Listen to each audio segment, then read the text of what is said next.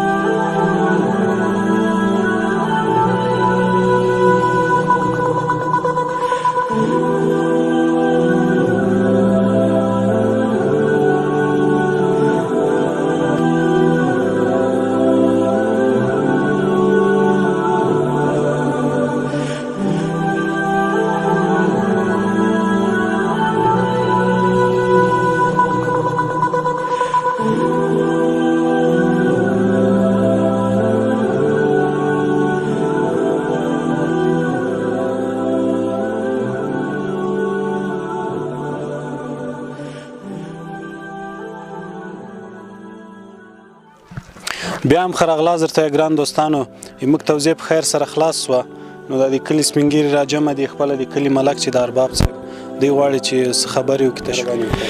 بله خیلی بینیم تشکر از این برادران که همکاران آمادن به این چاساول قریه زلزله زده و مردم مستضعف آمادن برادرها از کابل اینجا میراوانی کردم و چند دانه فلاکسی آوردم و چند تا چاجوشی آوردم و یک چراغ که با خونه استفاده کنیم. تشکر از این برادرها که همین خدمت برادرها را با ما کردم. بخیر باش. تشکر از کلگیت.